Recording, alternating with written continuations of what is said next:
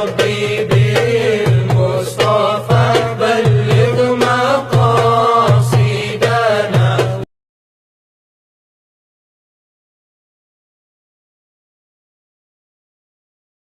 கண்மணி நாயகம் ஸல்லல்லாஹு அலைஹி வஸல்லம் எனக்கு ஓத தெரியாது. இங்கே அறிஞர்களை நோக்கி சொல்கிறேன், மார்க்க மேதைகளை நோக்கி சொல்கிறேன், ஆன்மீகம் இங்கேதான் படிச்சிடுகிறேன், எனக்கு ஒன்றும் இல்லை என்று சொல்கிறவர் அந்த வெளிச்சத்தில் இருக்கிறார். அல்லாஹ் நம்மை அந்த வெளிச்சத்தை அடைய செய்வானாக. வாழ்க்கையில் எப்போது உயர்கிறோம், எப்போது அல்லாஹ்வை அடைகிறோம், எப்போது ஆன்மீக பாதையில் நான் பாதம் எடுத்து வைக்கிறேன், நான் ஜீரோ என்று நினைக்கிற போதெல்லாம் இந்த பாதையில் நான் இருக்க என் ரப்பு அனுமதிக்கிறான். நான் ஒன்றுமே இல்லை, நான் ஒன்றும் இல்லை, எனக்கு எதுவும் இல்லை, எனக்கு எதுவும் தெரியாது, என்னை தெரிந்தவனாக நான் காட்டுகிற போதெல்லாம் இந்த பாதைக்கு நான் தகுதி இல்லை என்று ரப்பே தீர்மானிக்கிறான். அல்லாஹ் நம்மை பாதுகாப்பானாக. அல்லாமா ஜுனைதுல் பக்தாதி ரஹ்மத்துல்லாஹி அலைஹி அவர்களை சரிவு சுகுதி சொல்கிறார், ஆற்றல் தெரிந்து சொல்கிறார், அறிவு ஞானத்தை விளங்கி சொல்கிறார். ஜுனைதுல் பக்தாதி சின்ன வயதிலேயே ஆற்றல் பெறுகிறார், அறிவில் ஜொலிக்கிறார். ஆன்மீக பிரகாசம் அவர்களின் முகத்தில் கல்வில் இருந்ததால் தெரிந்தது. கல்வின் அடையாளம் முகம் காட்டும், கல்வின் பிரகாசம் முகம் காட்டும். அல்லாஹ் நம்முடைய கல்வை பிரகாசமாக்கி வைப்பானார். ஜுனைதுல் பக்தாதியின் கல்வி ஜொலிக்கிறது. ஆன்மீக பேரின்பத்தில் அவர் உச்சத்தை அடைந்திருக்கிறார் என்று விளங்குகிறார்கள். அல்லாமா ஷரீஃப் சுர்தி ரஹ்மத்துல்லாஹி அலைஹி. ஷரீஃப் சுர்தி ஜுனைதுல் பக்தாதியினுடைய மாமனார். ஜுனைதுல் பக்தாதியினுடைய மாமனார் அல்லாமா ஷரீஃப் சுர்தி ஹிஜ்ரி 160 பிறந்தவர்கள். ஷரீஃப் சுர்தி ஹிஜ்ரி 160 பிறக்கிறார். 160 பிறந்து அவர் செய்த ஆட்சி, அவருக்கு இருந்த ஞானம், தற்பெருமை இல்லாத வாழ்வு, அகம்பாவம் இல்லாத நிலை, ஆணவத்தை மண்ணுக்கீழே புதைத்த நிலை, அவர் வெளிச்சிடுவதை பார்க்கிறார். ஜுனைதுல் பக்தாதியை கல்லிம் அலன்னா தன் மருமகனை கூப்பிட்டு சொன்னார், யா ஜுனை கல்லிம் அலன்னா, நீ மக்களிடத்தில் போய் பேச வேண்டும் என்றார். இந்த பேரின்பம் மக்களுக்கு போக வேண்டும். எத்தனை அற்புதமான ஞானம்! இன்றைக்கு நம்முடைய கவலை எல்லாம் இந்த வாசல் அடைக்கப்பட்டு கொண்டே இருக்கிறது. மதரசாக்களிலும் கூட இந்த வாசல்கள் கிட்டத்தட்ட அதிகமாகவே மூடப்பட்டிருக்கிறது. இன்றைக்கு எஹ்யா போன்ற பாடங்கள் மதரசாக்களில் ஒரு சலிப்பு தட்டிய பாடமாக மாணவர்களுக்கு தொடங்குவதுதான் வேதனை அளிக்கிறது. ஆன்மீகத்தை அதிகம் போதிக்கின்ற ஞானங்கள் எல்லாம் இன்றைக்கு கிட்டத்தட்ட இந்த வாடையை நுகர வேண்டியவர்களிடத்தில் குறைந்து வருவது வேதனை அளிக்கிறது. ஒரு உண்மையை நான் சொல்வேன், அல்லாஹ்வை நோக்கி பயணிக்கும் இந்த பயணம் தான் நாம் வெளிச்சத்தை நோக்கி பயணிக்கிறோம். அல்லாஹ்வை நோக்கி பயணிக்கும் இந்த பயணம் தான் நமது இருண்ட இதயத்தை திறந்து வைக்கிறது. அல்லாஹ்வை நோக்கி நம்முடைய கவனம் திரும்புவதுதான் உலகத்தில் நாம் ஜொலிக்க தலைப்படுகிறோம். இந்த வாசல் அடைக்கப்பட்டால் ரப்பின் உதவியின் வாசல் எப்படி திறக்கப்படும்? பாதுகாப்பின் வாசல் எப்படி திறக்கப்படும்? இன்றைக்கு இந்த வாழ்க்கை மனித உலகத்திற்கு தேவை. ஒரு வகையில் இப்போது நிறைவு பெறுகிறோம். எங்கே மகாநாடு நடந்தாலும் 1 மணி நேரமாவது ஆன்மீகம் சார்ந்து பேச வேண்டும் என்று ஒரு தலையங்கம் தரப்படுகிறது. இல்லைன்னா நம்ம பேசுற எல்லாம் ஆன்மீகம் தான். காலையில பேசணும் மதுகபை பற்றி, குர்ஆனை பற்றி, நாட்டினுடைய உயர்ந்த வாழ்க்கை வாழ்வு எல்லாமே ஆன்மீகம் தான். ஆனாலும் அல்லாஹ்வை நோக்கி நமது பார்வையும் சிந்தனையும் திரும்ப வேண்டும். அல்லாஹ் அதற்கு தௌஃபீக் செய்வானாக. இந்த கூட்டத்தில் அவன் தேர்ந்தெடுத்த மனிதர்களை நிச்சயம் அவன் ஆக்கி வைப்பானாக. வாழ்க்கையை பிரகாசிக்க செய்ய வேண்டும். ரசூலுல்லாஹி ஸல்லல்லாஹு அலைஹி வஸல்லம் சொல்வார்கள், நான் ஒரு 3 விஷயம் சொல்கிறேன், அதை நீங்கள் எடுத்துக்கொள்வீர்களேயானால் சுவர்க்கத்தின் எல்லா வாசலிலும் நீங்கள் போக அனுமதி உண்டு என்றார்கள். ஊரில் எந்த பெண்ணை வேணும் என்றாலும் நீங்கள் திருமணம் செய்யலாம் என்றார்கள். சஹாபாக்கள் அப்படி கவனத்தை திருப்பி கொண்டு வர்றாங்க. அல்லாஹ்வுடைய நினைவில் வாழ்ந்த மக்கள் இல்லையா? அவன் அச்சத்தோடு வாழ்ந்தவர்கள் இல்லையா? அவன் தொடர்பிலே முங்கி குளித்தவர்கள் இல்லையா? சஹாபாக்கள் அந்த பெருமக்களுக்கு கூட இந்த வாடையை சுவைக்க வைத்தார்கள். நான் ஒரு 3 விஷயம் சொல்கிறேன், நீங்கள் எடுத்துக்கொள்ளுங்கள். உங்களுக்கு சொர்க்கத்தில் எல்லா வாசலிலும் அழைப்பு உண்டு. அல்லாஹ் நமக்கும் அந்த தௌஃபீக் செய்வானாக. மன்னத்தா தைனன் சபியா, யாராவது உங்களுக்கு கடன் கொடுத்திருக்கிறாங்க, அந்த கடனுக்கு சாட்சியும் இல்லை, ஆதாரமும் இல்லை, நம்பிக்கையில் மறைமுகமாக கொடுத்த கடன், ரகசியமா கடன் கொடுத்தார், ரகசியமா வாங்கி இருக்கிறீங்க, அதுக்கு யாரும் சாட்சி இல்லை, யாரும் அங்கே முன்னிறுத்தப்படவில்லை, எதிர்த்துகளும் இல்லை. அந்த கடனை உரிய நேரத்தில் உரியவரிடத்தில் நீங்கள் ஒப்படைத்து விடுவீர்கள் என்று சொன்னால் சொர்க்கத்தில் 8 வாசலிலும் நீங்கள் அழைக்கப்படுவீர்கள். அல்லாஹ் நமக்கு தௌஃபீக் செய்வானாக. நீங்க சாட்சியோடு ஆதாரத்தோடு வாங்கின கடன் கூட குறிப்பிட்ட நேரம் வரும்போது வாங்கினவர் எஸ்கேப் ஆயிடுது, ஆளே கண்ணில் படுறது இல்லை. மன் அத்தா தைரன் ஹபியா, வாங்கிய கடனுக்கு ஆதாரமே இல்லை, எழுத்துகள் இல்லை. அந்த கடனை நீங்கள் அல்லாஹ் பார்க்கிறான் என்பதற்காக அலம் யஅலம் அன்னல்லாஹு யரா, அவன் தெரிந்து கொள்ள வேண்டாமா அந்த மனிதன்? அன்னல்லாஹு யரா, அல்லாஹ் அவனை பார்க்கிறான் என்று தெரிந்து கொள்ள வேண்டாமா? குர்ஆனின் இந்த வசனம் உன்னை அவன் பக்கம் நோக்கி நடக்க வைக்கும் என்று தஃசீரில் எழுதுவாங்க. அலம் யஅலம் அன்னல்லாஹு யரா, அல்லாஹ் உன்னை பார்க்கிறான் என்று நீ புரிந்து கொள்ள வேண்டாமா? அவன் பார்க்கிறான். நீ படுக்கிற போது, இருக்கிற போது, உண்ணுகிற போது, படுக்கிற போது, நீ பேசுகிற போது, பழகுகிற போது பார்க்கிறான். இப்போதும் அவன் பார்க்கிறான். அவன் பார்க்கிறான் என்ற சிந்தனையை உங்களிடத்தில் போடுவதற்கு அவனை என்னை கட்டளையிட்டான். அவன் பக்கம் நமது பார்வை போகட்டும். அல்லாஹ் அவன் பார்க்கிறான் என்ற எண்ணம் என்றைக்கும் மேலோங்கி இருக்க செய்வானாக. என் குடும்ப வாழ்க்கை அழகாகிவிடும், என் தொழில்துறை அழகாகிவிடும், என் நட்புகள் அழகாகிவிடும், என் மனைவி மக்களிடத்தில் அழகான வாழ்க்கைக்கு நான் வந்து விடுவேன். எப்போது அவன் பார்க்கிறான் என்கிற போது. இன்றைக்கு எல்லோருக்கும் தெரியும் அல்லாஹ் நம்மை பார்க்கிறான் என்று. அந்த சிந்தனை நான் மரணித்து போனது, எப்போது இருக்க வேண்டும் இல்லாமல் போனது. அந்த சிந்தனை என்றைக்கும் இருக்க அல்லாஹ் அருள் புரிவானாக. ஆமீன் சொல்லுங்கள். இது ஒரு அழகான வாழ்க்கை. அலம் யஅலம் அன்னல்லாஹ யரா, அல்லாஹ் பார்க்கிறான் என்று அறிந்து கொள்ள வேண்டாமா? ஆதாரமே இல்லை, சாட்சியே இல்லை, எழுத்து இல்லை. அந்த கடனை போய் நிறைவேற்றி விட்டாரா சொர்க்கத்தின் 8 வாசலிலும் அவருக்கு அழைப்புண்டு. அவர் விரும்பின ஊர்ணியங்களை நிக்காஹ் செய்யலாம். அடுத்து சொன்னாங்க ஸல்லல்லாஹு அலைஹி வஸல்லம், மன் கரா பி குல்லி துபுர் மன் கரா துபுர குல்லி ஸலாத்தின், ஒவ்வொரு ஃபர்தான தொழுகைக்கு பின்னால் குல் ஹுவல்லாஹு அஹத் சூராவை 11 தடவை ஒருவர் ஓதி வருவாரையானால் அவருடைய அகப்பார்வை திறந்துவிடும். சொர்க்கத்தில் 8 வாசலிலும் அவர் வரவேற்கப்படுவார் என்றார்கள். அல்லாஹ் நமக்கு அருள் புரிவானாக. கிட்டத்தட்ட 30 வருஷம் ஆச்சு ஹதீஸை நான் படிச்சு. 30 வருஷத்துல எந்த ஒரு ஃபர்துக்கு பின்னாலும் இந்த 11 தடவை நான் ஓதுனது விட்டதே இல்லை. அமலினுடைய கயிறு என்ன? கையுள்ள அமாலி அதுவமுகா, அமல்களில் எல்லாம் சிறந்தது ஒரு அமலை துவக்குனா மௌத் வரைக்கும் செய்யணும். அல்லாஹ் அந்த வாழ்க்கையை நசீபாக்கி தருவானாக. மன் தரா துபர குல்லி ஸலாத்தின் யஹதா அஷ்ர மர்ரா குல் ஹுவல்லாஹு அஹத், குல் ஹுவல்லாஹு அஹதை ஒவ்வொரு ஃபர்தான தொழுகைக்கு பின்னால் 11 தடவை ஒருவர் ஓதுவாரையானால் அவர் சொர்க்கத்தின் 8 வாசலிலும் அழைக்கப்படுகிறார். காத்தமுன் நபியும் ஸல்லல்லாஹு அலைஹி வஸல்லம். ஊரினிங்களில் அவர் விரும்பியவரை அல்லாஹ் நிக்காஹ் செய்து கொடுப்பான். அல்லாஹ் இன்று முதல் அந்த அமல் நம்முடைய வாழ்க்கையில் வருவதற்கு தௌஃபீக் செய்வானாக.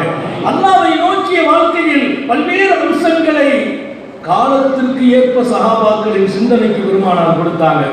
வாஃபா அன் காத்திலிஹி நாங்க ஸல்லல்லாஹு அலைஹி வஸல்லம், தன்னை வாழ்க்கையில தன்னோடு போராடுகிற, தன்னை அழிக்க நினைக்கிற, தன்னை கொல்லுகிற, தன்னை பழிவாங்குகிற ஒவ்வொருவர்களையும் மன்னிக்கிற வாழ்க்கையை நீ பெற்று விடுவாயானால் உனக்கு சொர்க்கத்தில் எல்லா வாசலிலும் அனுமதி உண்டு என்றார்கள். மன்னிக்க பழகுங்கள் என்றார்கள். பழிவாங்கும் குணம் வேண்டாம் என்கிறார்கள்.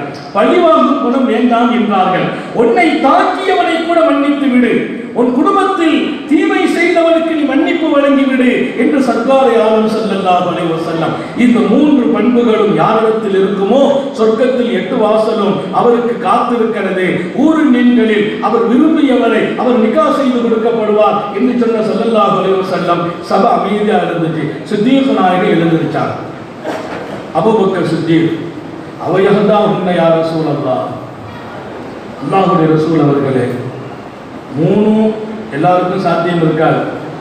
நம்ம யாருக்காவது கடன் கொடுக்கிற வாய்ப்பு இல்லாம போயிடலாம். எல்லாருக்கும் மன்னிப்புகிற வாழ்க்கை நம்மள்கிட்ட வந்து ஒரு தீங்கு செய்தால் தான் மன்னிக்கணும். எல்லாம் ஒன்று இருக்கும், ஒன்று இல்லாம போகும். நான் கேட்கிறேன், அவையஹதாஹுன்ன யா ரசூலல்லாஹ், இந்த மூன்றில் ஒன்று ஒருவர் செய்தால் அவருக்கும் 8 வாசலில் அனுமதி உண்டா என்று கேட்கிறார்கள். சித்திக் நாயகத்தின் ஆர்வத்தை பாருங்க. இந்த மூணையும் செய்தால் சொர்க்கத்தில் 8 வாசலிலும் அவர் வரவேற்கப்படுகிறார். இந்த மூன்றிலே ஒன்றை செய்தால் சர்க்காரை ஆலம் அவையஹதா உன்னாங்களாம். ஆமா சித்தியிலே, மூணில் ஒன்று செய்தாலும் 8 வாசலும் உங்களை வரவேற்கும் என்றார்கள். அல்லாஹ் நமக்கு தௌஃபீக் செய்வானாக. இலகுவான இலேசான வழிகளின் மூலம் அல்லாஹ்வை அடைவதற்கு, சோழத்திற்கு சொந்தமாவதற்கு சர்க்காரை ஆலம் வழிவகுத்து தருவார்கள். அல்லாமா ஜுனைதுல் பக்தாதியை பார்த்து கல்லிமலன் நாஸ், நீ மக்களிடத்தில் பேசு என்கிறார்கள். இந்த ஆன்மீகம் பேசப்படணும். உன் கல்வில அல்லாஹ் ஒரு வெளிச்சத்தை கொடுத்திருக்கிறான். யாரு சொல்றா? முதிர்ச்சி பெற்ற அல்லாமா ஷரீஃப் சுத்தி ரஹ்மத்துல்லாஹி அலைஹி, அவங்க மிகப்பெரிய ஆன்மீக சிந்தனை. இவங்களுக்கு மாமனார் சொன்னாங்க. அப்படி சொன்ன போது ஜுனைதுல் பக்தாதி சொன்னாங்க, எனக்கு பேச தெரியாதுன்னா, எனக்கு பேச தெரியாது, என்னால முடியாது, சக்தி இல்லை, விட்டுட்டாங்க. எனக்கு தெரியாதுன்றாலே முடிஞ்சிட்டு அவர் பெரிய இடத்துக்கு போயிட்டார்னு அர்த்தம், உயர்ந்து விட்டார்னு அர்த்தம். நம்மள்ட்ட யாராவது ஒரு சட்டத்தை கேட்டால் என்ன செய்வோம்? தெரியாதுன்னு சொல்றது இல்லை. அப்படியா, 2-3 கருத்து இருக்கு, யோசனை பண்ணி சொல்றேன். ஏதாவது ஒன்று இல்மை இல்லை என்று சொல்வது இல்ம். எனக்கு தெரியலன்னு சொன்னீங்கன்னா நீங்க உயர்ந்துட்டீங்கன்னு அர்த்தம். நம்மை ஆக்குவதல்ல, நம்மை அழிப்பதில் அல்லாஹ் இருக்கிறான். பலா ஃபில்லாங்க ஒரு வாழ்க்கை இருக்குது. நான் அதெல்லாம் இங்க சொல்றதுக்கு இல்லை. பலா ஃபில்லா, அல்லாஹ் விஷயத்துல நான் அழியணும். எப்படி அழியணும்? அழிவதற்கு 3 வழி இருக்குது. அழிவதற்கு 3 வழி. 3 வழியிலும் அல்லாஹ் இங்கே பிரகாசிப்பான். அல்லாஹ்வுக்கு உஜூத கொடுக்கிறது, நமக்கு பனாவை கொடுக்கிறது. அல்லாஹ்வுக்கு உஜூத கொடுக்கிறது, நமக்கு பனாவை கொடுக்கிறது. நான் அழிய வேண்டும், படைத்தவன் வாழ வேண்டும். நான் அழியும் போதெல்லாம் அவன் இருக்கிறான் என்பது வெளிப்பட்டுக் கொண்டிருக்கும். எங்கே என்னுடைய திறமைகள் அழிகிற போது, நான் ஒன்றுமில்லை என்று என்னை அழிக்கிற போது, நான் சக்தியற்றவன் என்று என்னை அழிக்கிற போது, என் ரப்பு அங்கே அவன் ஜொலித்துக் கொண்டிருக்கிறான். என் அடியான் தன்னை இல்லாமல் ஆக்கிவிட்டான் என்று சொல்லுகிறான். இன்னொரு பக்கம் என் அடியானை உலகத்திற்கு நான் காட்டுவேன் என்று அல்லாஹ் சொன்னான். அல்லாஹ் நமக்கு அந்த வாழ்க்கையை தருவானா? நீங்க அழியும் போது காட்டப்படுகிறீர்கள், மக்களால் மதிக்கப்படுகிறீர்கள். நம்ம நினைச்சுக்கிட்டோம் நம்ம இல்லாம போயிட்டோம்னா என்ன? இல்லாம போனா அல்லாஹ் உண்டாக்கி வச்சிருக்கோம். இல்லாம போகணும்னு அல்லாஹ் பிரியப்படுறான். ஜுனைதுல் பக்தாதி நான் பேச தெரியாதுன்னாங்க. 2வது நாள் கூப்பிட்டாங்க, கல்லிமலன் நாஸ்னாங்க, மக்கள்கிட்ட போய் பேசுங்கன்னாங்க. 2வது நாளும் ஜுனைதுல் பக்தாதி என்னால பேச தெரியாது, முடியாதுன்னாங்க, விட்டுட்டாங்க. 3வது நாள், நாளைக்கு கூப்பிடணும், இன்னைக்கு ராத்திரி கண்மணி முஹம்மதுர் ரசூலுல்லாஹ் ஸல்லல்லாஹு அலைஹி வஸல்லம் அல்லாமா ஜுனைதுல் பக்தாதியுடைய கனவிலே வருகிறார்கள். கனவிலே வந்து சொன்னார்கள், கல்லிம் அலன்னாஸ் ஜுனைத், நீங்கள் மக்களிடத்தில் பேசுங்கள். எந்த வார்த்தையை ஷரீஃப் சுத்தி சொன்னாங்களோ அதே வார்த்தையை கல்லிம் அலன்னாஸ், 2 நாள் அவங்க சொன்ன வார்த்தை தான், மக்கள்கிட்ட போய் இந்த ஆன்மீகத்தை பேசுங்க. அந்த வார்த்தையை இப்போது சொல்லுகிறார் கண்மணி முஹம்மதுர் ரசூலுல்லாஹ். கனவுல விழிச்சிட்டாங்க. காலையில விழித்த போது அல்லாமா ஜுனைதுல் பக்தாதி ஒன்றும் புரியல. இப்போ பேசணும். ஏன்? கண்மணி நாயகம் ஸல்லல்லாஹு அலைஹி வஸல்லம் பேச சொல்லிட்டாங்க, பேசணும். ஆனா தன்னுடைய மாமனார் ஷரீஃப் சுத்திட்ட போய் சொல்லணுமே, எப்படி சொல்றது? 2 நாளா பேச சொன்னார்களே, முடியாது என்றோமே, தெரியாது என்றோமே, எனக்கு ஒண்ணுமே இல்லை என்று சொன்னோமே, இப்போது நான் பேசுறேன் எப்படி சொல்றது? வெட்கப்பட்டு காலையில வந்து நிக்கிறாங்க. மாமனாருடைய தர்பார்ல வந்து நின்னாங்க. மாமனாரை பார்த்துக்கிட்டு நிக்கிறாங்க. எதுக்கு தெரியுமா? இன்றைக்கு நீ பேசுன்னு அவங்க சொல்லிட்டா அப்படியே போய் பேசினோம். இன்றைக்கு நீ பேசுன்னு அவர்கள் சொல்லணும். அப்படி சொல்லிவிட்டால் அப்படி நம்ம போய் பேசி விடலாம், அப்படி நினைக்கிறார்கள். ஜுனைதுல் பக்தாதி வந்து நின்ற போது ஷரீஃப் சுத்தி பேசுன்னு சொல்லுங்க. என்னப்பா, 2 நாளா நான் பேச சொன்னேன், நீ முடியாதுன்னு சொல்லிட்ட. ஓ, பெருமானாரை பேச சொல்லிட்டாங்களே, போய் பேசுன்னா. 2 நாளாக நான் பேச சொன்னேன், நீ முடியாது என்றாய். பெருமானாரே வந்து பேச சொல்லிவிட்டார்கள், பேசுவாயாக. அன்றைக்கு துவக்கமாகும் அல்லாமா ஜுனைதுல் பக்தாதியின் ஆன்மீக இந்த வெளிச்சம் அன்றைக்கு தொடக்கமானது. எங்கே தொடக்கம்? இரவிலே துவங்கிய அந்த வெளிச்சம். ரசூலை கரீம் ஜுனைதுல் பக்தாதியை அவர்களுக்கு பேர் என்ன தெரியுமா? சய்யிதுத் தரீகா. இந்த தரீகாவின் தலைவர் ஜுனைதுல் பக்தாதி ரஹ்மத்துல்லாஹி அலைஹி. சய்யிதுத் தரீகா ஹிஜ்ரி முதல் நூற்றாண்டிலேயே வாழ்ந்தவர். முதல் நூற்றாண்டிலே வாழ்கிறார். ஹிஜ்ரி 150 வாழ்கிறார் ஜுனைதுல் பக்தாதி. அன்றைக்கு துவக்கம். அல்லாஹ்வுடைய ரசூல் பேச சொல்கிறார்கள். ஜுனைதுல் பக்தாதியின் சபை நடக்கும். ஒரு கிறிஸ்தவ பாதிரியார் அழகான இஸ்லாமிய கோலம் போட்டு ஒரு பெரிய அபா போட்டு மிக பிரகாசமாக அவர் வந்தார். இங்கே முஸ்லிமாகவே, முஸ்லிம்லாம் இல்ல, ஒரு பெரிய ஆலிம் போல் அழகான தாடி, அழகான ஜுப்பா, அழகான தலப்பாக அவர் ஏற்கனவே பிரகாசமாக இருந்தார், நல்ல கலராக இருந்தார். அல்லாமா ஜுனைதுல் பக்தாதியின் சபையில் வந்து உட்கார்ந்தார். ஆலிம்கள் எல்லாம் அவரை பார்த்து ஆச்சரியப்படுகிற அளவிற்கு அந்த கோலமும் தோற்றமும் இருந்தது. அவர் வந்தவுடன் கேட்டார், ஒரு ஹதீஸுக்கு விளக்கம் கேட்க வந்திருக்கிறேன் என்றார். கேளுங்கள் என்கிறார்கள் ஜுனைதுல் பக்தாதி. அவர் கேட்டார், நீங்கள் புரிந்து கொள்ள வேண்டும், நாம் அல்ல, நம் அல்லாத இடத்தில் இருப்பவர்களும் பெருமானாரின் ஹதீஸை யோசிக்கிறார்கள், அலசுகிறார்கள், அதை திரும்பி பார்க்கிறார்கள். அதை எடுப்பதில் தான் வாழ்க்கையின் வெற்றி என்று உணர்கிற காலத்தை அல்லாஹ் கொடுத்திருக்கிறார். அவர் கேட்டார், பெருமானார் ஸல்லல்லாஹு அலைஹி வஸல்லம் ஹதீஸை சொன்னாங்க, இத்தகு ஃபராசத்துல் மூமின், ஒரு மூமினின் அகப்பார்வை பயந்து கொள்ளுங்கள். ஒரு மூமினுக்கு அகப்பார்வை இருக்கிறது, அந்த அகப்பார்வை பயந்து கொள்ளுங்கள். ஃபைன்னஹு யன்துரு பிநூரில்லாஹ், அவர் அல்லாஹ்வினுடைய ஒளியை கொண்டு பார்க்கிறார். ஒரு மூமினுக்கு அகப்பார்வை, அந்த பார்வையை பயந்துகங்க. அவர் அல்லாஹ்வுடைய ஒளியை கொண்டு பார்க்கிறார். அந்த பார்வைக்கு ஒரு சக்தி இருக்குது, அதை பயந்துகங்கன்னு சொன்னார். பெருமானார் சொன்னாங்க, அந்த ஹதீஸுக்கு விளக்க வேண்டுமேன்னு கேட்டார். அந்த ஹதீஸுக்கு, அந்த பார்வைக்கு ஒரு தனி சக்தி. புரிஞ்சுக்கங்க, நம்ம எப்போதெல்லாம் நம்மை பண்படுத்துவோமோ, எப்போதெல்லாம் நம்மை நாம் அழகுபடுத்துவோமோ, அப்போதெல்லாம் நமக்கு கிடைக்கிற பார்வை உலகத்தையே பயப்படுத்துகிற பார்வை. நம்முடைய வார்த்தைக்கு ஒரு வசீகரம் உண்டு, நமது வார்த்தைக்கு வசீகரம் உண்டு. நம்ம வீட்டில் இருக்கக்கூடிய கட்டுப்படாதவர்கள் இருக்க மாட்டாங்க, நம்ம சொன்னா கட்டுப்படுவாங்க, நம்மை பார்த்தால் பின்பற்றுவாங்க, நம்ம முகத்தை பார்த்தா அவங்க சரியாகுவாங்க. அல்லாஹ் தௌஃபீக் செய்வானாக. இதா இருக்கிறதா, அவர்களை பார்த்து விட்டால் அல்லாஹ்வுடைய ஞாபகம் வந்து, நம்ம பார்த்துட்டா அவங்களுக்கு அல்லாஹ்வுடைய ஞாபகம் வரும். அவங்க தான் அல்லாஹ்வின் நேசர்கள். அல்லாஹ் அந்த கூட்டத்தில் நம்ம எல்லோரும் இருக்க செய்வானாக. பகதாதிலே இருக்கிற தஜிலா நதி கரை புரண்டு ஓடியது. பகதாதினுடைய தஜிலா கரை புரண்டு ஓடியது. நாளுக்கு நாள் உள்ள வருது, நாளுக்கு நாள் உள்ள வருது. ஊருக்குள்ள நதி வருது, கடல், அது கடல் போன்ற நதி இல்லையா தஜிலா. ஊருக்குள்ள வந்தா கிராம பக்கத்துல அந்த கடலை சுத்தி, நதியை சுத்தி இருக்கிற மக்கள் எல்லாம் காலி பண்ணிட்டு அரசாங்கம், நதியை சுற்றி இருப்பவர்களை காலி பண்ணியது அரசாங்கம். ஆனாலும் கூட தண்ணி மேலே ஏறிட்டே இருக்கு.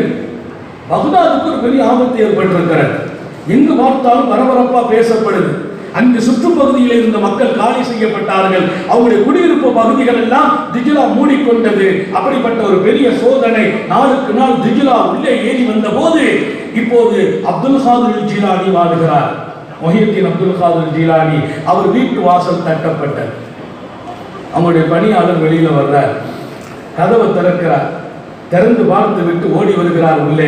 அப்துல் காதிர் ஜீலானி ரஹ்மத்துல்லாஹி அலைஹி இடத்திலே சொல்கிறார், அரசாங்கமே வந்து நிற்கிறார்கள், அரசாங்கம் இங்கே வந்து இருக்கிறது, நாடாளுமன்றம் வந்து நிற்கிறார், அமைச்சர்கள் எல்லாம் வந்து இருக்கிறார்கள். சுப்ஹானல்லாஹ். அந்த பெருமக்கள் எப்படிப்பட்டவர்கள்? எவ்வளவு பெரிய உயர்வு வந்தாலும் அவங்க மனசுல பெருமை வராது. அல்லாஹ் நமக்கும் தௌஃபீக் செய்வானா. உங்களை பார்க்கிறதுக்கு அரசாங்கமே வந்திருக்கிறது, பரபரப்பே ஆகல. ஏன்னா அரசாங்கத்துக்கெல்லாம் அரசாங்கமான அல்லாஹ்வையே வீட்டில் வச்சிட்டு இருக்கிறாங்க, இதயத்தில் வச்சிருக்கிறாங்க. அல்லாஹ்வையே குடியேற்றி கொண்டு வந்த அந்த பெருமக்களுக்கு நாட்டினுடைய அரசாங்கம் எல்லாம் வீடு தேடி வந்தாலும் அவர்கள் பரபரப்பு அடைவதில்லை. அந்த பெருமகனார் உடனே சொன்னார்கள், அவங்களை உள்ள வர வையுங்கள் என்றார்கள். உள்ள வந்தாங்க. வந்தபோது அவங்க எல்லாம் அனுமதி கேட்கிறாங்க. கௌசல்லாஹ் இடத்திலே ஹஜ்ரத் முஹியுத்தீன் அப்துல் காதிர் ஜிலானி அனுமதி வழங்குகிறார்கள். அரசாங்கம் இங்கே பேசுகிறார்கள். எப்படி அரசர் சொல்லுகிறார், ஹஜ்ரத் அவர்களே, மகான் அவர்களே, உங்களுடைய உதவி நாடி வந்திருக்கிறோம் என்றார். ஆச்சரியப்பட்டு போகிறார்கள் மக்கள். மகானின் உதவி நாடி அரசாங்கம் நிற்கிறது. நீங்கள் புரிந்து கொள்ளுங்கள், நீங்கள் அல்லாஹ்வுடையவர்களாக ஆகிற போது, அல்லாஹ்வை கொண்டு வெளிச்சம் ஏற்றப்படுகிற போது, அல்லாஹ்வின் மீது உங்கள் பார்வை இருக்கிற போது உங்களை தேடி அரசாங்கம் வரும். நீங்க யாரையும் தேடி போக வேண்டியதில்லை. யாருடைய வாசலிலும் நீங்கள் ஏற வேண்டியதில்லை. நீங்கள் அடக்கமாக வாழுங்கள், பணிவோடு வாழுங்கள், ஒழுக்கத்தோடு வாழுங்கள், எல்லோருக்கும் நனவு செய்து வாழுங்கள். அல்லாஹ் பார்க்கிறான் என்று வாழுங்கள். உங்களை நோக்கி உலகத்தை அல்லாஹ் வர வைப்பான். அல்லாஹ் தௌஃபீக் செய்வானா? நம்ம யாரையும் நோக்கி போக வேண்டியதில்லை. யாரை நோக்கி நம்ம போக வேண்டியதில்லை. நம்மை நோக்கி எல்லாம் வருவாங்க. நம்முடைய பார்வைக்கும் சக்தி, நமது வார்த்தைக்கும் சக்தி. நம்முடைய கை பட்டால் பட்டடமெல்லாம் பரக்கத்தாகும். நம்முடைய கை பட்டால் பட்ட இடமெல்லாம் பரக்கத்தாகும். நான் உங்களை எல்லாம் அந்த வாழ்க்கைக்கு அழைக்கிறேன். என்னுடைய ஜமாத்துல் உலமா நடத்துகிற இந்த திருக்குர்ஆன் மகாநாட்டின் வழியே உங்களை அழைக்கிறேன். நீங்கள் பரக்கத்துடையவர்களாக வாழ்வதற்கு தயாராகுங்கள். உங்கள் நஃப்ஸை அழித்து விடுங்கள், உங்கள் ஆசையை அழித்து விடுங்கள். உலகம் உங்களை நோக்கி திரும்பி பார்க்கும். அல்லாஹ் தௌஃபீக் செய்வானாக. எங்க வீடு எனக்கு கட்டுப்படல, எங்க மனைவி எனக்கு கட்டுப்படல, என் பிள்ளை எனக்கு கட்டுப்படல. அப்துல் காதிர் ஜீலானி ரஹ்மத்துல்லாஹி அலைஹி அவங்க ராத்திரி பயான் செய்ய போனாங்க. போயிட்டு அலுப்பா வீட்டுக்கு வந்தாங்க. வீட்டுல வந்தா பால் குடிப்பாங்க. அன்னைக்கு ராத்திரி பால் குடிக்கல, அப்படியே படுத்துட்டாங்க அசதியில. பால் பானை சஹஜத்துக்கு எழுந்திருச்சு பார்த்தா பால் மூடி இருக்கிறாங்க. அந்த மூடிக்கு மேல பூனை உட்கார்ந்துருக்கு. பூனைக்கும் பாலுக்கும் ரொம்ப தொடர்பு இருக்குது. பூனை பால் கிட்ட உட்கார்ந்து இருந்தா பூனை உட்கார்ந்து இருக்கு. அப்துல் காதிர் ஜீலானி ரஹ்மத்துல்லாஹி அலைஹி தஹஜ்ஜுக்கு எழுந்திருச்சு. கிட்ட வந்து பார்த்தா அந்த பூனை கீழே இறங்கிட்டு எடுத்து பார்த்தா பால் இருக்குது. அசரீதி கேட்டுச்சு. பூனையை கொண்டே பாலை பாதுகாத்தோம். பால் குடிக்கிற பூனை உங்களுக்கு பாலை பாதுகாத்தது. நான் சொல்வேன், எங்க வீட்டு பூனையை சொல் கேட்கறது இல்லை, என் மனைவியை சொல் கேட்கறது இல்லை. நிறைய வீட்டுல தான் பிரச்சனை. எங்க வீட்டம்மா எனக்கு மாத்தமா நடக்கிறாங்க, பிள்ளைங்க சொல்லி கேட்கறது இல்லை. எப்படிப்பட்ட வாழ்க்கைக்கு பெருமக்கள் சொந்தக்காரர்கள். ஒரு வினாடி கூட ரப்பை மறப்பதில்லை. ஒரு வினாடி கூட ரப்பை மறப்பதில்லை. யாக்கூப் நபி அலைஹிஸ்ஸலாம், யாக்கூப் அலைஹிஸ்ஸலாம் அல்லாஹ்விடத்துல கேட்கிறாங்க, ரப்பே என் மகன் யாக்கூப் கேட்கிறார், என் மகன் யூசுஃபை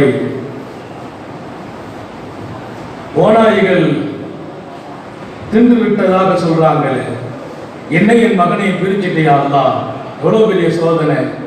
என்னையும் என் மகனையும் பிரித்து விட்டாயே ரப்பே, எவ்வளவு பெரிய சோதனை என்று கேட்டபோது அல்லாஹ் சொன்னான், நான் பிரிக்கவில்லை, நீங்கள் ஒரு நிமிடம் என்னை மறந்தீர்கள், எனவே நான் பிரித்தேன் என்றான். எங்க மறந்தீர்கள்? உங்கள் பிள்ளைகளை அனுப்பிய போது யாக்கூப் நபி அவர்களே, உங்க பிள்ளைகிட்ட சொன்னீங்க, யூசுப் நபி பத்திரமா பார்த்துக்கங்க, இன்னி அசாபு ஐயாக்குள்ள ஒருதேபு வாழ்ந்து மண்ணு காப்பிலும், நீங்க கொஞ்சம் மறதியா இருக்கும்போது நாய் என் பிள்ளையை சாப்பிட்டுமோ நான் பயப்படுறேன். நான் கேட்கிறேன், உங்க பிள்ளைங்க மறந்துட்டா நாய் சாப்பிட்டுமோன்னு பயந்தீங்களே, நான் பாதுகாப்பேங்கிற கவலையும் வரலன்னு கேட்டாங்களா? நீங்கள் கொஞ்சம் மறதியாகிறீர்களானால், கவனமில்லாமல் இருந்தால் நாய் சாப்பிட்டு விடும் என் பிள்ளையை, அந்த ஏரியாவில் நிறைய ஓநாய்கள் கிடக்கிறது என்று நீங்கள் சொல்லும் போது அந்த நேரத்திலும் நான் பாதுகாப்பேன் என்ற கவனம் ஒரு வினாடி போனது இல்லையா? உங்களையும் உங்க மகனையும் பிரித்தேன் என்றான். நீங்கள் ரொம்ப யோசிக்க வேண்டும். அல்லாஹ்வோடு நம்ம பெறுகிற உறவுகளும் தொடர்புகளும் மகத்தானது. அப்துல் காதிர் ஜீலானி ரஹ்மத்துல்லாஹி அலைஹி வீட்டு வாசலிலே வந்து நிற்கிறார்கள். கதவு தட்டப்பட்ட போது திறந்தால் அரசாங்கம், உங்கள் உதவி நாடி வந்திருக்கிறோம். என்ன உதவி என்று கேட்கிறார்கள். பாருங்கள், திஜ்ரா உள்ளே வந்து விட்டது, ஊருக்கு அழிவு ஏற்படுகிறது என்று சொன்ன போது, திஜ்ரா உள்ளே வந்தது, ஊருக்கு அழிவு ஏற்படுகிறது என்று சொன்ன போது, அப்துல் காதிர் ஜீலானி நீங்க உதவி செய்யணும். இப்ப நம்ம அரசாங்கத்துக்கு உதவி கேட்போம். நாளுக்கு நாள் நதி உள்ள வருது, கரையில் இருப்பவர்கள் அழிந்து போறாங்க, வீடுகள் காணாமல் போகுது, ஊருக்கு அழிவு வந்துடும், மண் மூட்டையை வச்சு அந்த இடத்த கொஞ்சம் நிரப்பணும். கடல் உள்ள வருதுன்னா மண் மூட்டையை வச்சு மேலே ஏற்றுவாங்க, சுவரை கட்டுவாங்க. அரசாங்கத்துடைய வேலை. அரசாங்கம் அந்த வேலையை செய்யல. அப்துல் காதர் ஜீலானி வீட்டில் நிற்கிறாங்க. அப்படியா என்று கேட்ட கௌசுல்லாலும் அசாவை கேட்டாங்க. அசாவை எடுத்து கையில கொடுத்தாங்க. அசாவை தூக்கி கொண்டு வருகிறார்கள் தஜ்லாவை நோக்கி. வேக வேகமாக பயணிக்கிறார்கள். தஜ்லாவுடைய கரையில் வந்து நிற்கிறார்கள். கரையில் அமைச்சர்களும் கூட வருகிறார்கள், மன்னரும் வருகிறார். தஜ்லா எங்கே வந்திருக்கிறது? கிட்டத்தட்ட நீண்ட பகுதி நம்ம பள்ளிக்கு வெளியில் இருக்க வேண்டிய தஜ்லா இங்கே வந்திருக்கிறது. இவ்வளவு தூரம் ஆறு உள்ள வந்து விட்டது, நம்பி நிற்கிறது. கடகடன்னு அசா வச்சு கீழே இறங்குறாங்க. அது வரைக்கும் வந்து அரசாங்கம் அவனே நின்றுட்டு, அமைச்சர்லாம் இறங்கல. அவங்களுக்கு பயம், நம்ம இறங்கினா மாட்டிக்கணும், அவர் இறங்கி காப்பாற்றப்பட்டு விடுவார். உள்ள போயிட்டாங்க, நேரம் போனாங்க. எங்கே நிற்க வேண்டும் தஜ்லா? எங்கே அதன் கரை? அந்த கரைக்கு போறாங்க. ஊருக்குள்ள வந்து நின்ற தஜ்லாவில் நடந்து அங்கே போன ஹஜ்ரத் முஹியுத்தீன் அப்துல் காதர் ஜீலானி தன் அசாவை வைத்து ஒரு கோடு கிழித்தார்கள். கிழித்து சொன்னார்கள், தஜ்லா, இந்த கோட்டை இனிமேல் நீ தாண்டக்கூடாது. தஜ்லா, இந்த கோட்டை தாண்டக்கூடாது. கோடு வைத்து சொன்னார்கள், இந்த கோட்டை தாண்டக்கூடாது. அல்லாஹ் அக்பர். நாங்கள் நதி அப்படி கீழே இறங்கியது. நதி கொஞ்சம் கொஞ்சமா இறங்குச்சு. இறங்கி அந்த கோட்டை நின்றுச்சுங்கிறது முக்கியம் இல்லை. இன்னைக்கு வரைக்கும் எத்தனை பெரிய வெள்ளம் வந்தாலும் கௌசுல் ஆலம் அப்துல் காதர் ஜீலானி கோட்டை அந்த நதி தாண்டல. வானவாருங்கள் என்று கூப்பிடுகிறேன். போதும், உலகத்தின் மோகங்கள் போதும், கொண்ட பெருமைகள் போதும், நஃப்ஸுக்கு அடிபணிந்தது போதும். காலமெல்லாம் நம்முடைய நஃப்ஸுக்கு அடிபணிந்து அல்லாஹ்வின் அன்பை பெறாமலே போய்விட்டோம். ஒவ்வொருவர்களும் ஒவ்வொரு வகையாக அடிபணிந்தோம். அபூ துராப் நக்ஷபி சொல்வார், அபூ துராப் நக்ஷபி ஆசைக்கு அடிபணிந்ததே இல்லை, ஆசைக்கு அடிபணிந்ததே இல்லை. ஒரு தடவை என் நஃப்ஸை ரொம்ப பாடுபடுத்திட்டு அழிச்சாங்க, நஃப்ஸை அழிச்சாங்க. அது கேட்டதை கொடுக்கவே இல்லை. ஒரு தடவை என்ன ரொம்ப பாடுபடுத்துச்சுன்னா, வெளியூருக்கு பயணமான அது சொல்லுது, இன்னைக்கு எனக்கு ரொட்டியும் முட்டை குழம்பும் வேணுங்க. என்ன வேணும்? ரொட்டியும் முட்டையும் வேணுங்கிறது நஃப்ஸு. நான் மறுத்தேன். அது பிடிவாதம் பிடித்தது. எத்தனை நாள் சாப்பிட்டானது, எத்தனை நாள் சாப்பிட்டானது. அபூ துராப் நக்ஷபி அல்லாஹ்வின் மிகப்பெரிய இறைநேசர். என் நஃப்ஸை நான் பலமுறை கண்டித்தேன். ஒரு நாள் அடம் பிடித்தது, மர்ரத்தன் வாஹிதா, ஒரே ஒரு தடவை. தமன்னத் அலையா, அது அவ்வளவு ஆசைப்பட்டுச்சு. சரின்னு ஒரு ஊருக்குள்ள போய் அந்த ஊர்ல சில கடைகள் இருக்கும், உனக்கு ரொட்டியும் முட்டையும் தர்றேன்னு சொல்லி அந்த ஊர் உள்ள நுழைஞ்ச அந்த ஊர்ல விளக்கு இல்லை, இருட்டா இருக்குது. அப்ப பார்க்க அந்த ஊர்ல இருக்கிற விளக்கு அணைஞ்சு இருக்குது. அந்த ஊருக்குள்ள இருட்டு. அங்க யாரோ திருடன் வந்து இருக்கிற, அந்த ஊர்ல திருடனை தேடிட்டு இருக்கிறாங்க. நான் உள்ள போனேன்ல, அந்த பையங்க பூரா பின்ன பிடிச்சிட்டு திருடன் கிடைச்சிக்கிட்டான்டா. எல்லாரும் யாரை பிடிச்சிட்டாங்க? என்னை பிடித்துக் கொண்டு திருடன் கிடைத்து விட்டான். ஆளுக்கால் அடிச்சான். அடினா இப்படி அப்படி அடி இல்லை, கண்ணா பின்னான்னு அடிச்சுட்டாங்க. கை காலையெல்லாம் காயமாக்கி மரத்துல கட்டி வச்சுட்டாங்க. அபூ துராப் நக்ஷபிய மிகப்பெரிய ஷேக் அவங்க, அல்லாஹ்வுடைய தொடர்புடையவங்க. ஒருத்தட்ட கூட எப்ப நான் திருடன் இல்லைன்னு சொல்லல. அபூ துராப் நக்ஷபின்னு அந்த ஊர்ல நிறைய பேருக்கு தெரியும். அவங்ககிட்ட பையத்து வாங்கி இருக்கிறாங்க. ஆனா அதையும் சொல்லல. இருட்டு முடிஞ்சாங்க, கட்டி போட்டாங்க. ஊரு பூரா செய்தி பரவுச்சு, திருடன் கிடைத்து விட்டான், கட்டி போடப்பட்டு போச்சு. 2-3 நாளா தப்பான திருடன் இன்னைக்கு கிடைச்சான்னா ஊரே கூடி வந்து பார்த்த போது பெரிய பெரிய மனிதர்கள் நிற்கிறாங்க, ஆளுங்கள் நிற்கிறாங்க. பார்த்தாங்க, என்னப்பா வேலை பண்ணீங்க? அபூ துராப் நக்ஷபி அல்லவா அப்படிப்பட்டு இருக்கிறார். அவர் அல்லாஹ்வாலா, அல்லாஹ்வுடைய இறைநேசர், அவன் நெருக்கமுடையவர், அவன் தொடர்பு உடையவர். என்ன வேலை செய்தீர்கள் என்று அவிழ்த்து விட்டார்கள். எல்லோரும் மன்னிப்பு கேட்கிறார்கள். அபூ துராப் நக்ஷபி, நீங்க மன்னிப்புலாம் கேட்க வேண்டியதில்லை, அடிபட வேண்டிய ஆள் தான் அடிபட்டிருக்கேன்னா. நான் அடிபட வேண்டிய ஆளு தான் அடிபட்டிருக்கிறேன். அவங்க முரீது ஒருத்தர் வீட்டுக்கு கூட்டு போனார். வீட்டுக்கு கூட்டு போய் காயத்துக்கெல்லாம் அப்படி ஒத்தி எடுத்து அவங்களுடைய சட்டையெல்லாம் கலட்டி அவங்க எங்க பார்த்தா ரத்த காயம் எல்லாம் சரி செய்துட்டு அவங்க வீட்டை மாட்ட சாப்பாடு வைமானாங்க. அந்த அம்மா ரொட்டியும் முட்டையும் கொண்டு வந்துச்சு. ரொட்டியும் முட்டையும் அபூ துராப் நக்ஷபி விசிமி சொல்லி நஃப்ஸுக்கு சொன்னாங்க, இந்த சாப்பிடு, நீ கேட்ட ரொட்டியும் முட்டையும் கிடைச்சிச்சு. ஆனா ஞாபகம் வச்சுக்கா, இன்னொருக்கு கேட்டா குடிப்பான், கட்டி போடுவான், கல்லம்பா, திருடம்பா, 70 அடி கொடுப்பான். அதுக்கு பின்னால் தான் ரொட்டியும் முட்டையும் அல்லாஹ் கொடுப்பான். அல்லாஹ் ரொட்டியை கொடுப்பான், முட்டையை கொடுப்பான். உனக்கு இல்லைன்னு சொல்ல மாட்டான். கெட்ட பேர் வாங்க வைப்பான், திருட்டு பட்டம் தருவான், அடிப்பான், கட்டி போடுவான், காயமா கொடுமா, அதுக்கு பின்னால 70 சவுக்கடி கொடுமா. 70 சவுக்கடி கொடுத்திருக்காங்க. 70 சவுக்கடிக்கு பின்னால ரொட்டி முட்டை தரும், பிஸ்மில்லாஹ் சாப்பிடுனாங்க. படித்து தருவார்கள் அல்லாஹ்வின் வலிமார்கள் பாடத்தை. ஆசைக்கு அடிபணியும் போதெல்லாம் அல்லாஹ்வின் பார்வையில் இருந்து விழுந்து விடுகிறோம். கொஞ்சம் கொஞ்சமா நெருங்குகிறோம்.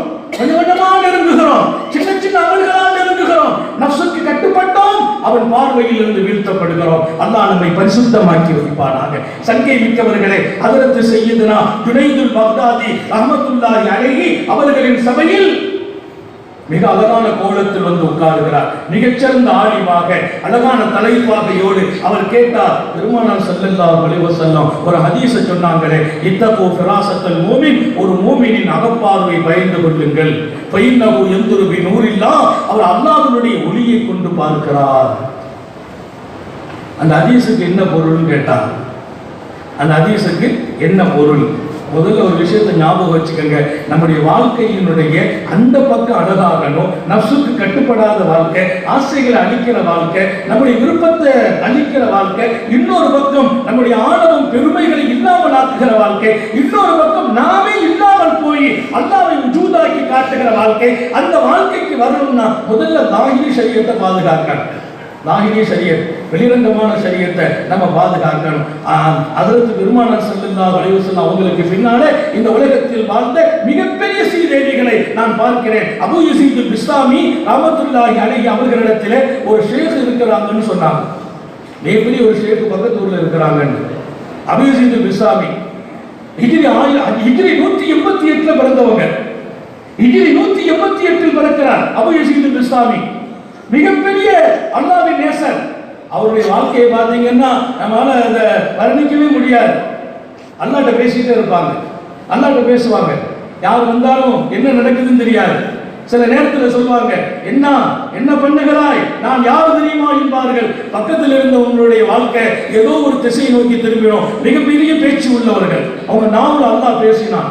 அல்லாஹ் அபூ யஸீத் பிஸ்தாமி 188 பிறந்தவர். அத்தனை பெரிய ஆன்மீக சூழல். அவங்களுக்கு செய்தி வருது, இந்த பக்கத்து ஊர்ல ஒரு வலியுல்லா இருக்கிறாங்க, மிகப்பெரிய ஷேக், அல்லாஹ்வுடைய தொடர்புல இருக்கிறாங்க. உடனே பயணமானாங்க. தன்னுடைய மாணவர்களை கூட்டிட்டு போறாங்க. அவங்க உருவானது எங்கன்னா இமாம் ஜாஃபர் சாதிக் இடத்துல உருவானாங்க. அபூ யஸீத் பிஸ்தாமி தின்னுல் மிஸ்ரி அவங்க ஷேக். அபூ யஸீத் பிஸ்தாமியுடைய ஷேக் தின்னுல் மிஸ்ரி. அதற்கு இமாம் ஜாஃபர் சாதிக் பெருமானாருடைய பேரப்புள்ள. அல்லாஹ் அபூ யஸீத் பிஸ்தாமி பயணமாகிறார், பக்கத்து ஊருக்கு வருகிறார். ஊருக்கு வந்த போது அந்த ஷேக் எல்லாரும் சொன்னாங்களேன்னு வர்றாங்க. நேரா கிட்ட வந்தாங்க. அந்த ஷேக் பார்க்கும் போது முகத்தை பார்த்துட்டு திரும்பிட்டாங்க. அவங்க முரியத்துக்கும் மாணவர்களும் பதறி போனாங்க. ஷேக் இருக்கிறாங்க. ஷேக்கை சுற்றி மற்றவர்கள் எல்லாம் வந்து கொண்டு இருக்கிறாங்க. எதிரே வருகிறார் ஷேக். முகத்தை பார்த்துட்டு திரும்பிட்டாங்க. இன்னும் சரியா 3 நிமிஷத்துல முடிப்பேன் இன்ஷா அல்லாஹ். ஏன்னா நேரம் ரொம்ப முக்கியமானது. நம்முடைய பேச்சுகளுக்கெல்லாம் நாம சுவர்கள் எழுப்பி தடுக்கிற பேச்சு அல்ல. ஆன்மீகத்தின் பேரொளியில் அல்லாஹ் நீங்களும் நானும் சுடர்விட செய்வானாக. அபூ யஸீத் பிஸ்தாமி திரும்புகிறார். முரீதுகளும் மாணவர்களும் திரும்பிட்டாங்க. கேட்டாங்க, பாப்பா என்ன தெரியாதா, நான் போனேன், அவர் கிப்லாவை நோக்கி துப்பி விட்டார், பார்த்தேன். அவர் கிப்லாவை நோக்கி துப்பினார்.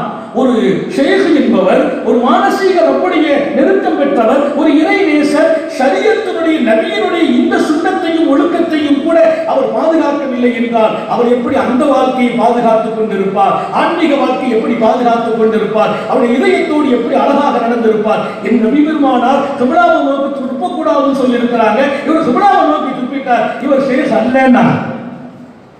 நம்ம வாழ்க்கையில அடுத்த கட்டத்துக்கு போறதுக்கு ஷரியத்தின் வெளிரங்க அழகா இருக்கணும். நபியுடைய ஆதாபுகளை பாதுகாக்கணும். அல்லாஹ் உங்களுக்கு எனக்கு தௌபீக் செய்வானாக. சாப்பிடுறதிலிருந்து குடிக்கிறது வரைக்கும் நபியுடைய சுன்னத். பிஸ்மில்லாஹ் சொல்லி சாப்பிடுங்க. முன்னால் உள்ளதை எடுத்து சாப்பிடுங்க. குல் பிஸ்மில்லாஹ், பிஸ்மில்லாஹ் சொல்லு. குல் பி யமீனிக், வலதுகையால சாப்பிடு. குல் மாயிலிக், பக்கத்தில் இருக்க எடுத்து சாப்பிடு. நபியுடைய சுன்னத்தும் ஒழுக்கமும் ஆயிரக்கணக்கில் இருக்கும். ஒவ்வொரு நாளும் பின்பற்றுவதற்கு அல்லாஹ் பார்த்து பார்த்து பின்பற்ற தௌபீக் செய்வானாக. அதுல தெளிவானோம்னா அடுத்த கட்டம் அழகாயிடும். நான் நிறைவுபடுத்துவேன். ஜுனைதுல் பக்தாதி ரஹ்மத்துல்லாஹி இடத்திலே அவர் கேட்கிறார், அந்த ஹதீஸுக்கு என்ன பொருள்? ஒரு மூமினுக்கு அகப்பார்வை இருக்கிறது. எந்தொரு நூறில்லா, அல்லாஹ்வின் ஒளியை கொண்டு அந்த மூமின் பார்க்கிறார் அப்படின்னு பெருமானார் சொன்னாங்களே. அப்படின்னு அந்த பார்வை என்ன, அந்த ஒளி என்ன? ஜுனைதுல் பக்தாதி சொல்லல, வாழ்க்கையில காட்டினாங்க. அந்த ஒளி எனக்கு இருக்குதுன்னு காட்டினாங்க. சொன்னாங்க, அஸ்லிம் பக்கத்து ஆனலுக்கு அந்த அஸ்லிம், தம்பி நீ இப்போ முஸ்லிம் ஆகிவிடு, நீ முஸ்லிம் ஆகும் நேரம் வந்துச்சுன்னா நீ முஸ்லிம் ஆகிடு. அவர் ஒரு பாதிரியார் முஸ்லிம் கோலத்துல ஜுப்பா தலப்பாயோடு தாடியோடு அழகான தலப்பாவோடு வந்து உட்கார்ந்து இந்த ஹதீஸை கேட்கிறார். ஒரு மூமினுக்கு அகப்பார்வை இருக்குது, அவர் யாருன்னு இவங்களுக்கு தெரியாது. உடனே சொன்னாங்க, நீ முஸ்லிம் ஆகிவிடு, நீ முஸ்லிம் ஆகிறதுக்கு நேரம் வந்துச்சு. இதான் இந்த ஹதீஸுக்கு பொருள்னு சொன்னாங்க. பாத்தியா, அந்த பார்வையை கொண்டு நான் பார்த்துட்டேன். உடனே அவர் கையை பிடித்தார், முத்தமிட்டார், கலிமா சொன்னார், முஸ்லிம் ஆகிவிட்டார். அந்த பார்வை இது. என் முன்னாடி ஜுப்பாவோடு இருக்கலாம், தாடியோடு இருக்கலாம், ஆனா நீ மூமினா இல்லையா, அந்த பார்வை எனக்கு உண்டு என்றார். அல்லாஹ் அந்த பார்வையை தருவானாக. நம்ம கூட இருந்துகிட்டு நம்ம உதவி செய்யற மாதிரி நம்மளை கிணத்துல தள்ளுறவங்க எவ்வளவு பேர் உட்கார்ந்துருக்காங்க. அந்த பார்வை இருந்தால் நாம் ஜொலிக்கிறோம். அப்படிப்பட்ட ஆன்மீக விருட்சம் இராவிலே துவக்கமானது. வாழ்வெல்லாம் பரப்ப வைத்தார்கள் பெருமானார். சஹாபாக்கள் அந்த இன்பத்தில் நனைந்தார்கள். அல்லாஹ்வை முன்னிறுத்துங்கள், உங்களை பின்னுக்கு ஆக்கிவிடுங்கள். அவன் இருக்கிறான், எப்போதும் இருக்கிறான். ஒவ்வொருமாக்கும் ஐனமா குந்தும், இந்த ஆயத்தை இதயத்தில் பதிவு செய்யுங்கள். ஒவ்வொருமாக்கும் ஐனமா குந்தும், நீங்கள் எங்கே இருந்தாலும் அவன் உங்களுடனேயே இருக்கிறான். ஒவ்வொருமாக்கும் ஐனமா குந்தும், சொல்லிக்கொண்டே இருங்கள். நீங்கள் எங்கே இருந்தாலும் அவன் உங்களோடு இருக்கிறான். உங்கள் பேச்சு அழகாகும், உங்கள் பார்வை அழகாகும், உங்கள் குணம் அழகாகும், உங்கள் செயல் அழகாகும். உங்களிடத்தில் பொறாமை இருக்காது, இன்னொரு பக்கம் பெருமை வராது, தற்பெருமை வராது, எல்லாம் அழகாகிவிடும். நீங்கள் இருக்கும் இடமெல்லாம் அவன் இருக்கிறான், அவனை விட்டு நீங்கள் காலியாக முடியாது என்பதை உங்கள் மனதில் பதிவு செய்து, ஆன்மீகத்தினுடைய முதல் படிக்கட்டல்ல, ஆன்மீகத்தினுடைய படிக்கட்டில் கால் வைப்பதற்கு முந்தி எப்படி துவங்க வேண்டும் என்ற பிஸ்மில்லா என்ற பாடத்தை நடத்தி இருக்கிறேன். இன்ஷா அல்லாஹ் ஆன்மீகத்தில் முங்கி குளிக்கும் பாடங்கள் எல்லாம் இருக்கிறது. அந்த பெரும் பாடத்திலே நீங்களும் நானும் இன்ஷா அல்லாஹ் அதை கேட்பதல்ல, சுவைக்க தௌஃபீக் செய்வானாக. சோதனைகளில் இருந்து பாதுகாப்பானாக, நெருக்கடிகளில் இருந்து பாதுகாப்பானாக. ஹயாத் வரையிலும் படுத்து விடாமல் பாதுகாப்பானாக, முடங்கி விடாமல் பாதுகாப்பானாக, யாருக்கும் சுமையாகி விடாமல் பாதுகாப்பானாக. உலகளாவிய அளவில் மூமின்களை அல்லாஹ் சந்தோஷப்படுத்துவானாக. ஈமானுக்கு எதிரான சூழ்ச்சிகளை, சோதனைகளை அல்லாஹ் மண்ணுக்குள் புதைப்பானாக. மூமின்களை கண்ணியப்படுத்துபவர்களை அல்லாஹ் ஆட்சி கட்டிலில் இருந்து அழகு பார்க்க செய்வானாக. எப்போதும் நம்முடைய வாழ்வை வசந்தமாக்குவானாக. நமது பேச்சை இனிமையாக்குவானாக. நமது பார்வை அல்லாஹ்வை பார்த்து கொண்டே இருக்க செய்வானாக. நம்முடைய பிள்ளைகளுக்கு அல்லாஹ் நல்ல எதிர்காலத்தை கொடுப்பானாக. சங்கமிக்க நம்முடைய ஆலிம்களை அல்லாஹ் உலகத்தில் ஜொலிக்க வைப்பானாக. ஒரு சரியான செய்கோடு தொடர்பு கொண்டு அல்லாஹ்வை அடையும் பாதையை எல்லோரும் கையெடுப்பதற்கு தௌஃபீக் செய்வானாக. நான் நானாக இருக்கிற போதெல்லாம் நான் சரியாகி விடுவேன், நான் முயற்சி செய்கிறேன், நான் குர்ஆனை பார்க்கிறேன், நான் ஹதீஸை பார்க்கிறேன், நிறைய பயான் கேட்கிறேன், என்னை சரி செய்ய முடியும் என்று நினைத்து ஏமாந்து விடாதீர்கள். உங்களை வழி நடத்துகிற ஒரு ஷேഖை காமில் தேவை, ஒரு பரிபூர்ணமான ஷேഖ் தேவை. அவர் பரீட்சை பண்ணுவார், அவர் உங்களை வழி நடத்துவார். நீங்கள் சருகிற போதெல்லாம் உங்களை தட்டி கொடுப்பார். அப்படிப்பட்ட உங்களை வழி நடத்துகிற ஒரு ஆன்மீக மகானோடு நீங்கள் தொடர்புகளை வளர்த்து உங்களையும் அந்த பாதையில் ஆக்குவதற்கு அல்லாஹ் உங்களுக்கும் எனக்கும் தௌஃபீக் செய்வானாக. எல்லா நிலைகளிலும் நம்மை அவன் பிரகாசமாக்கி வைப்பானாக. நீண்ட நெடிய நாட்கள் நோய் நொடிகள் இல்லாமல் உடல் ஆரோக்கியத்தோடு மன நிறைவோடு இன்பத்தோடு அல்லாஹுவை நின்று வணங்கி வழிபட்டு வாழும் நசீபையும் பாக்கியத்தையும் எல்லாம் வல்ல அல்லாஹ் உங்களுக்கும் எனக்கும், நம்மை ஈன்றெடுத்த தாய் தந்தையர்களுக்கும், நமது மனைவி மக்கள் உற்றார் உறவினர் யாவருக்கும் கொடுத்தருள் புரிவானாக. நம்முடைய வீட்டு பெண்களை வீட்டிலேயே தொழுகையாளிகளாக ஆக்கி வைப்பானாக. கணவனுக்கு கட்டுப்படுபவர்களாக ஆக்கி வைப்பானாக. அல்லாஹ்வின் நினைவில் நமது வீட்டு பெண்கள் தங்களது இரவையும் பகலையும் செலவழிக்க செய்வானாக. நல்ல சாலிஹீன்கள் ஒரு நல்ல பெண்ணின் மடியில் தான் உருவாகிறார்கள். இங்கே வந்திருக்கிற தாய்மார்களுக்கு சொல்வேன், உங்கள் மடிதான் ஆன்மீகத்தின் படிக்கட்டு, ஆன்மீக பள்ளிக்கூடம். அழகானவர்கள் உங்கள் மடியில் உருவாகிறார்கள். அல்லாஹ் அப்படிப்பட்ட அழகானவர்களை உருவாக்கும் தாய்மார்களாக நமது வீட்டு பெண்களை ஆக்கி வைப்பானாக. நமது உயிரினும் மேலான கண்மணி நபிகள் நாயகம் ஸல்லல்லாஹு அலைஹி வஸல்லம் அவர்களின் முபாரக்கான சுன்னத்தை இஷ்கோடு, இன்பத்தோடு, ஆர்வத்தோடு பின்பற்ற செய்வானாக. நீண்ட நெடிய நாட்கள் நோய் நொடிகள் இல்லாமல் உடல் ஆரோக்கியத்தோடு மன நிறைவோடு இன்பத்தோடு அல்லாஹுவை நின்று வணங்கி வழிபட்டு வாழும் நசீபையும் பாக்கியத்தையும் எல்லாம் அல்ல அல்லாஹ் உங்களுக்கும் எனக்கும் நம்மை ஈன்றெடுத்த தாய் தந்தையர்களுக்கும் நமது மனைவி மக்கள் உற்றார் உறவினர் யாவருக்கும் கொடுத்தருள் புரிவானாக. இந்த மகாநாட்டை நடத்த காரணமாக இருந்த சங்கை மிக்க நமது ஜமாத்துல் உலமாவுடைய தலைவர், செயலாளர், பொருளாளர், பொறுப்பாளர்கள், இயக்குநர்கள், இதற்கு தோள் கொடுத்த நம்முடைய பகுதியின் ஜமாத்துடைய தலைவர்கள், பொறுப்பாளர்கள், முத்தவல்லிகள், நிர்வாகிகள், ஜமாத்தின் அன்பர்கள், இன்னும் ஆக்கமளிக்கிற அனைத்து இதற்கு தோல் பொருளால் உடலால் ஒத்துழைத்த அத்தனை பேர்களுக்கும் அல்லாஹ் இருவுலக பாக்கியத்தையும் சிறப்பாக வழங்குவானாக. நமது உயிரினும் மேலான கண்மணி காத்தமுல் நபியாய் வல் முர்சலீன் சர்க்காரை ஆலம் ஸல்லல்லாஹு அலைஹி வஸல்லம் அவர்களை கனவிலும் நனவிலும் கண்டுகளிக்கும் பெரும் பாக்கியத்தை அல்லாஹ் நம் எல்லோருக்கும் கொடுத்தருள் புரிவானாக என்ற நல்ல துஆக்களோடு உங்கள் எல்லோருடைய துஆவையும் ஆதரவைத்து, குறிப்பாக உலமா பெருமக்களின் நல்ல துஆவை ஆதரவைத்து என் வார்த்தைகளை நிறைவுபடுத்துகிறேன். வாஹிரு தஅவானா அனில் ஹம்துலில்லாஹி ரப்பில் ஆலமீன். அஸ்ஸலாமு அலைக்கும்.